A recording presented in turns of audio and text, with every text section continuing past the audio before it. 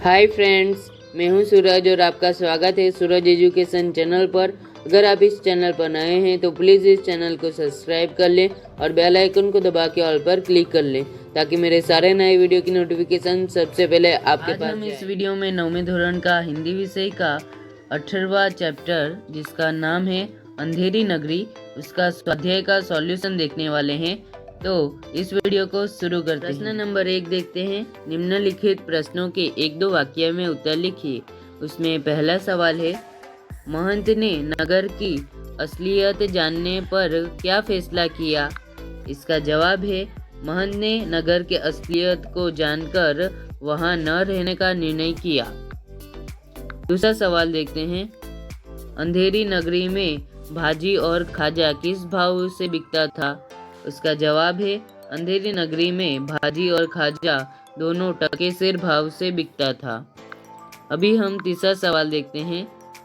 कसाई ने भेड़ किससे मोल ली थी? इसका जवाब है, कसाई ने भेड़ एक गडरिये से मोल ली थी।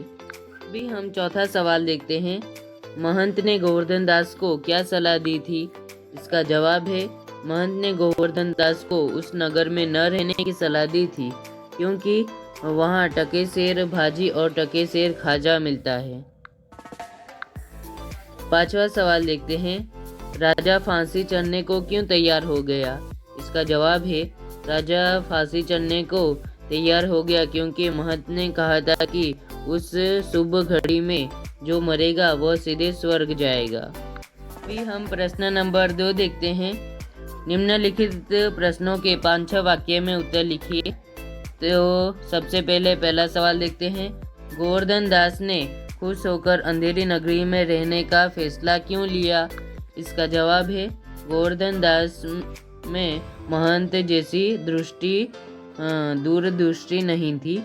उसे बस अपना पेट भरने की चिंता थी। अंधेरी नगरी में टके-सेर मिठाई मिलती थी। गोवर्धन दास को मिठाई खाने का शौक था। अंधेरी नगरी में रहकर वह कम पैसे में भी भरपेट मिठाई खा सकता था, इसलिए उसने अंधेरी नगरी में रहने का फैसला किया। अभी हम दूसरा सवाल देखते हैं। बकरी की मौत के कारण किसको किसको अपराधी ठहराया गया?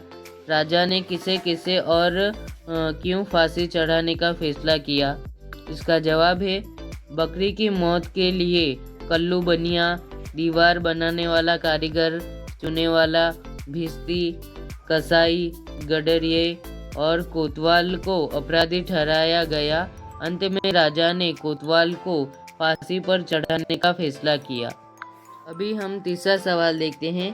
गोवर्धन दास पर पछताने की बारी क्यों आ गई?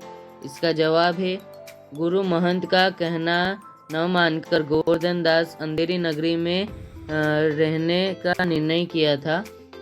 उसने सोचा कि कम खर्च में अधिक मजे के साथ वहीं रह सकता था, परंतु जब दुबला पतला होने के कारण कोतवाल फांसी से बच गया तब सिपाहियों ने गोवर्धन दास को पकड़ा। सिपाहियों को न्याय अन्याय और दोषी निर्दोषी की परवाह नहीं थी। उन्हें तो फांसी पर चढ़ने लायक व्यक्ति चाहिए था। उनके द्वारा पकड़े जाने पर गोवर्धन दास को पछताने की बारी आ गई। अभी हम चौथा सवाल देखते हैं। महंत गोवर्धन दास की जान बचाने में सफल कैसे हो गए? इसका जवाब है, गोवर्धन दास को फांसी होने वाली थी तब गुरु वहां पहुंच गए। गुरु ने शिष्य के कान में कुछ कहा, फिर आपस में झगड़ने लगे। राजा मंत्री सब वहां पहुंच गए। पूछने पर महंत ने बताया कि उस मुहूर्त पर फांसी चढ़ने वाला सीधा स्वर्ग जाएगा। स्वर्ग के लालच में चौपाट राजा खुद फांसी पर चढ़ गया। इस प्रकार महंत गोवर्धन दास की जान बचाने में सफल हो गए। अभी हम 5वां सवाल देखते हैं। पाठ को अंधेरी नगरी शीर्षक क्यों दिया गया? इसका जवाब है, यथा राजा तथा प्रजा कहावत चरितार्थ करता है। एकांकी में दीवार गिरने के अपराध में कई लोग पर दोष आ जाता है, पर सब बचाव में सफल हो जाते हैं। अंत में कोतवाल दोषी साबित होता है, जिसका इस घटना से संबंध ही नहीं। अब कोतवाल की पतली गर्दन के कारण फंदे के लायक नहीं है, इसलिए गोवर्धन दास को पकड़ा जाता है। अंत में महंत की चतुराई से राजा स्वयं फांसी पर चढ़ जाता है।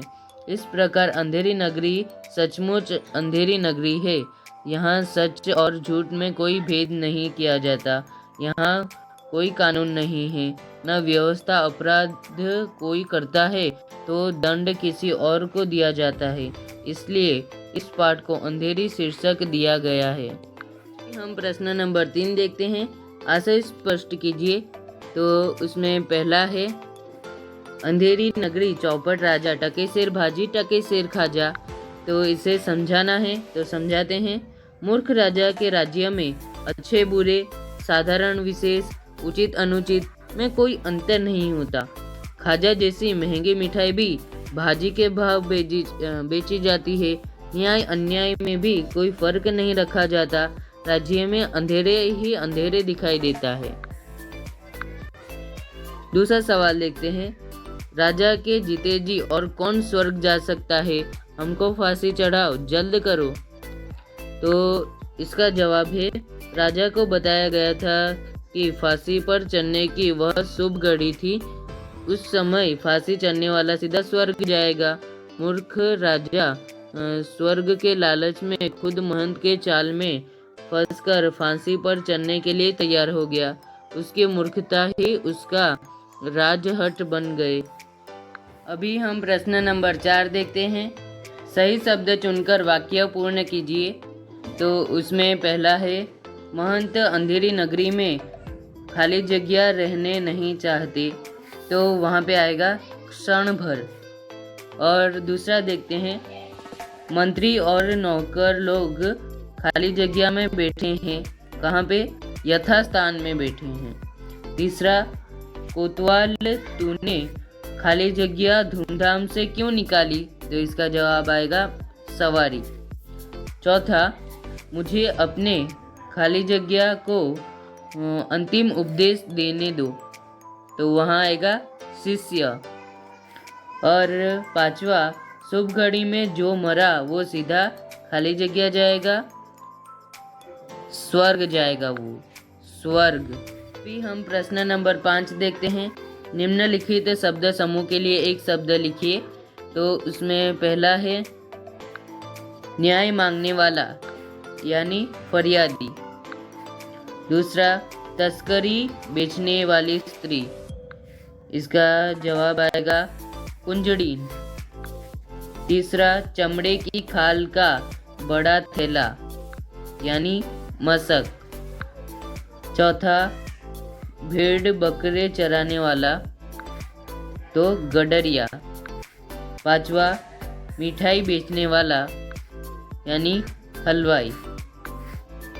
ये वीडियो यहीं पे ख़त्म होती है। अगर आपको ये वीडियो अच्छा लगा हो तो लाइक करना। अगर आप इस चैनल में नए हो तो प्लीज़ इस चैनल को सब्सक्राइब कर लें और साथ ही बेल आइकन को दबा के ऑल पर क्लिक कर लें ताकि मेरे सारे नए वीडियो की नोटिफिकेशन सबसे पहले आपके पास जाए।